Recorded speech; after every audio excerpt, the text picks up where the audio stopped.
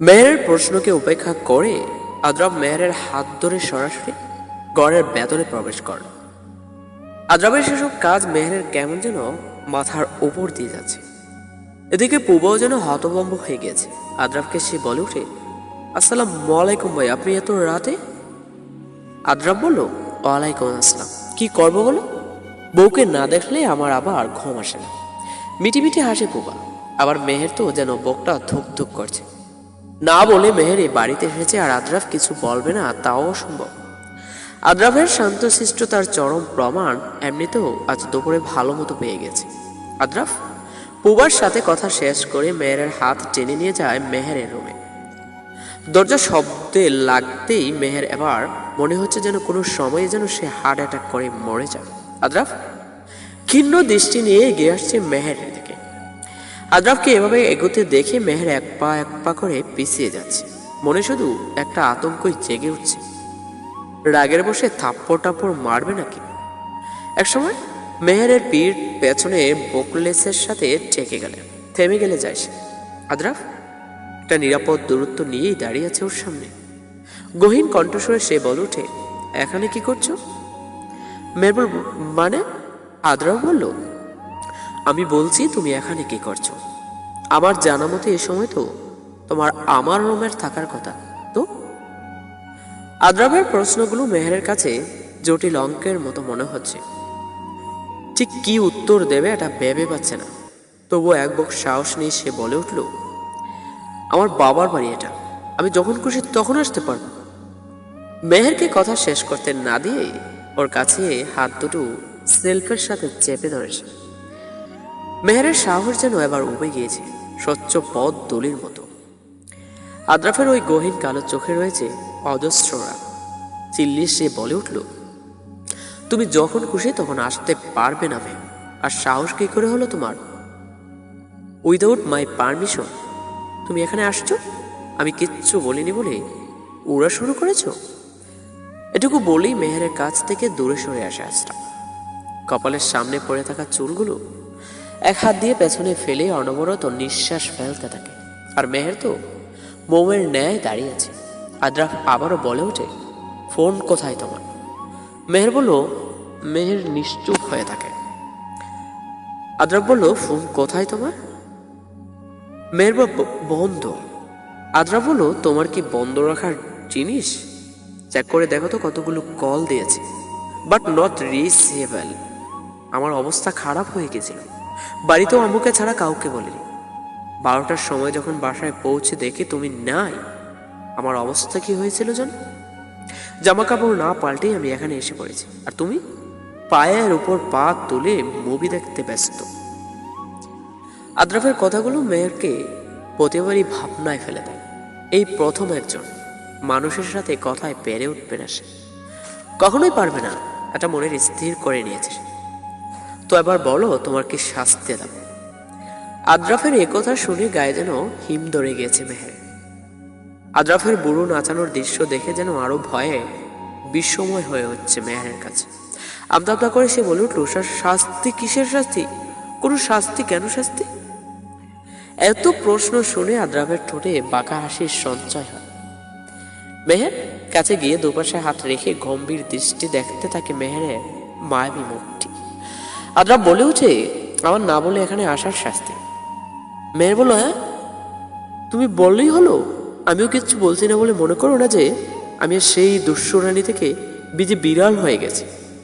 আমার যেখানে মন চায় সেখানে যাব, তবু তোমার কাছে আর যাচ্ছি না।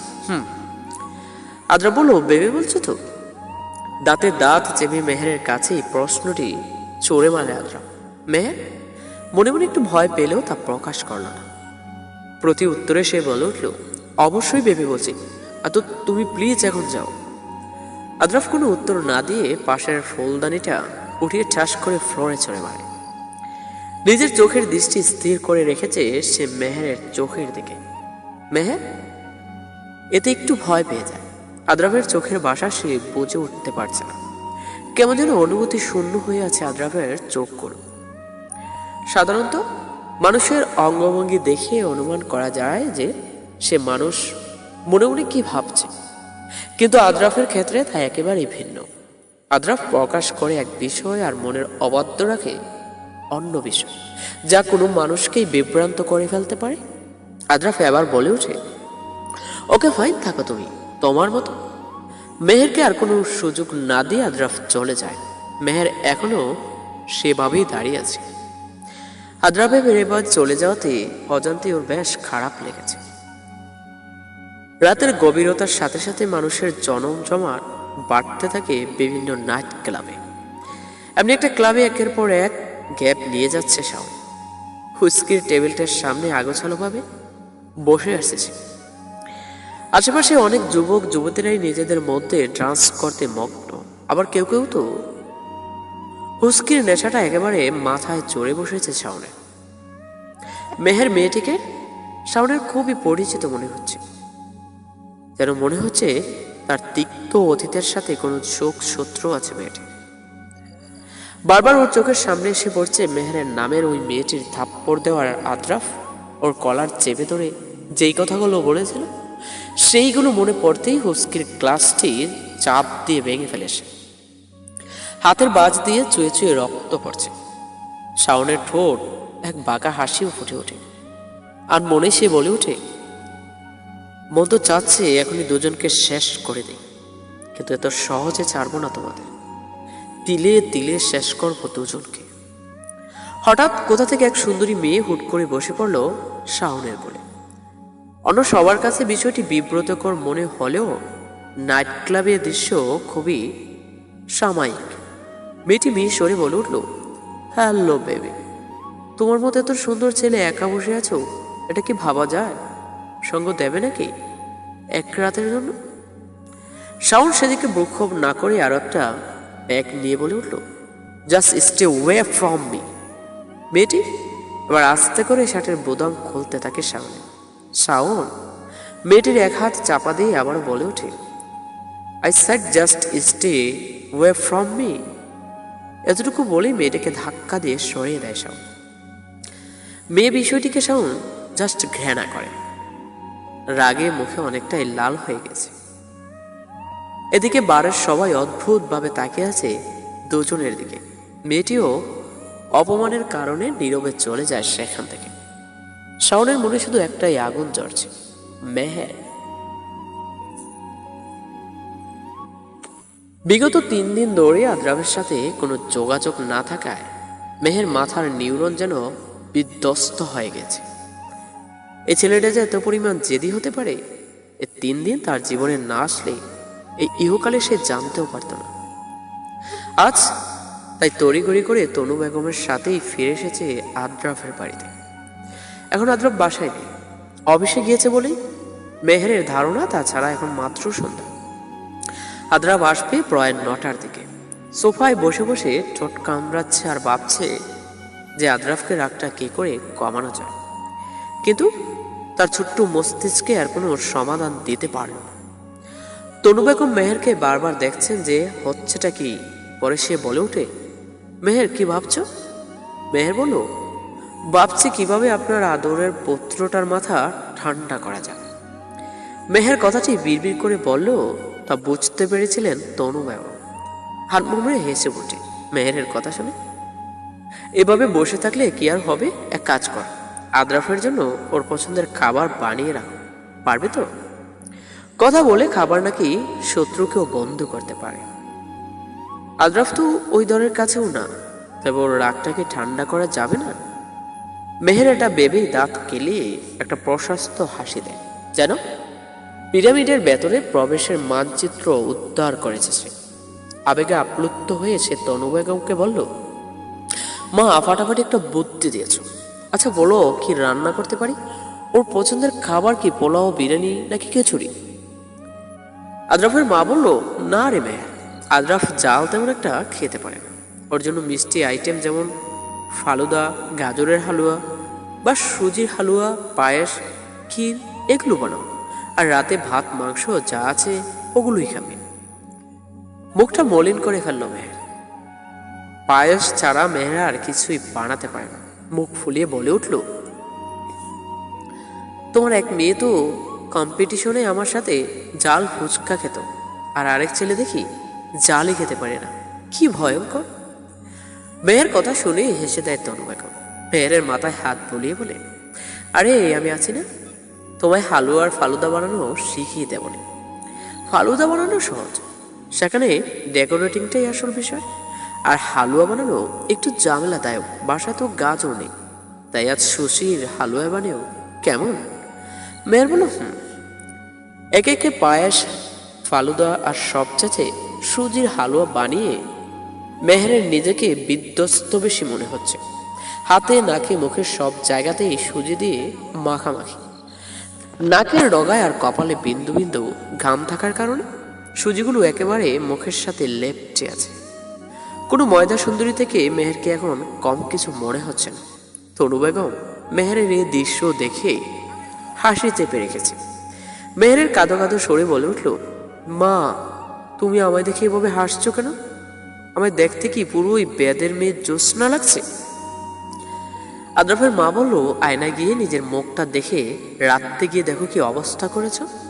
মেহের বলল, আমি এখন গোসল করে আসি, তাছাড়া আদ্রাফ আসতে এখন অনেক দেরি, আমি গেলাম। এ বলে মেহের হুড়মুড়িয়ে রান্নাঘর থেকে চলে গেল। এইদিকে আজ অফিস থেকে বেশ তাড়াতাড়ি বাড়ি ফিরে এসেছে আদ্রাফ। কাজ মোটামুটি তাড়াতাড়ি শেষ হয়ে গিয়েছিল। সারাদিন এত প্রেশার থাকার কারণে নিজেকে বেশ ভারসাম্যহীন লাগছে আদ্রাফের। তাই বাড়িতে এসেই তাড়াতাড়ি ফ্রেশ হওয়ার জন্য রুমে চলে যায়। যদিও বাড়িতে ঢোকার সময় তনু বেগম কিছু বলতে চেয়েছিল, কিন্তু আদ্রাফ তাকে সময় না দিয়েই বলে ওঠে, মা, আমি ফ্রেশ হয়ে এসে কথা বলছি। নিজের রুমে প্রবেশ করতেই অদ্ভুত এক কারণে মেহেরের কান আদ্রাফের নাকে আসতেই আদ্রাফ একটু অবাক হয়। ঘরটা মোটামুটি আধারে চেয়ে আছে। লাইট জ্বালিয়ে কাউকে না পেয়ে নিশ্চিত হয়ে যে মেহের এখানে নেই, মেহেরের চিন্তাটা সে মাথা থেকে ঝেড়ে ফেলতে যাচ্ছে। দরজাটি লাগিয়ে নিজের শার্টটি খুলে আলমারি থেকে নিজের গেঞ্জি আর ট্রাউজার বের করতেই ওয়াশরুম থেকে কারো দরজা খোলার শব্দ পায়। পেছন ঘুরে আদ্রাফ যেন রীতিমতো শকট হয়ে গেছে, কেননা তার সামনে স্বয়ং মেহের দাঁড়িয়ে আছে। গোসল শেষে দরজা খুলে হঠাৎ আদ্রাফের সামনে পড়তেই মেহের থমকে যায়। একবার নিজের দিকে তাকায়, আরেকবার আদ্রাফের দিকে। জীবনে হয়তো এর থেকে জঘন্য কোনো পরিস্থিতিতে আদৌ পড়েছে কিনা মেহের তা মনে হয় না। মেহেরের গায়ে কোনো ওড়না নেই, এটাই স্বাভাবিক।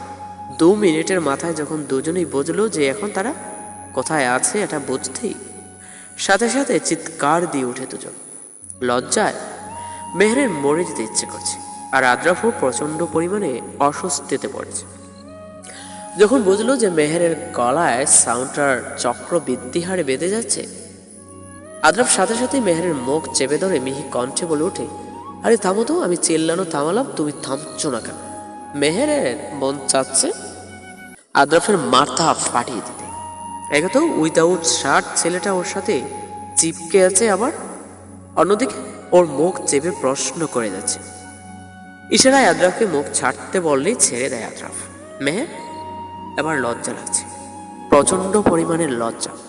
সে তো চেয়েছিল আদ্রাফের রাগ ভাঙাতে, কিন্তু এই পরিস্থিতিতে সে পড়ে যাবে মেহের তা আন্দাজও করতে পারেনি। তুমি এখানে কি করছো? আদ্রাফের প্রশ্ন শুনে মেহের ওর দিকে তাকায়। আদ্রাফ ভুরু কুচকে তাকিয়ে আছে তার দিকে। মেহের কোনো উত্তর না দিয়ে আদ্রাফ মেহেরের কাছে এসে পড়ে। এমনিতেও আদ্রাফকে এমনভাবে দেখতে মেহের অভ্যস্ত না, তাই কাঁপা কাঁপা গলায় বলে ওঠে, একটু দূরে সরো প্লিজ, এভাবে সামনে আসছো কেন? মেহেরের কথায় আদ্রাফ ভ্রুক্ষেপ না করে মেহেরের দুপাশের দেয়ালে হাত দিয়ে নিজের কাছে অবাধ্য করে নেয়। আদ্রাফের চোখে মুখে লজ্জার অস্বস্তিটা সবকিছু ছেড়ে এবার প্রখরতা ভর করেছে। আদ্রাফ মেহেরকে বলে ওঠে, আমি সর্বনাম, আগে বলো তুমি এখানে কেন? খুব তো বলেছিলে জীবনেও আমার কাছে আসবে না, তাহলে? মেহের মুখটা ছোট করে বলল, আরে ওটা তো রাগের মাথায় বলে দিয়েছিলাম। আদ্রাফ কিছু বলতে যাবে, মেহেরকে এই অবস্থায় দেখে চোখ সরিয়ে ফেলে মেহেরের কাছ থেকে। পাশ থেকে টাওয়াল নিয়ে ওয়াশরুমে যেতে যেতে বলে ওঠে, তোমায় আমি পরে দেখছি।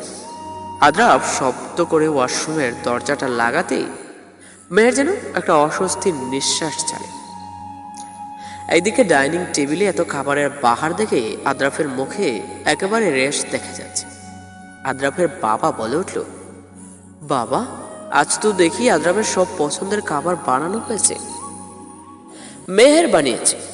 তনু বেগমের উত্তর শুনে আদ্রাফ মেহেরের দিকে তাকায়। মেহের বিনিময়ে একটা মেয়েকে হাসি দিতেই আদ্রাফ চোখ ফিরিয়ে নেয়।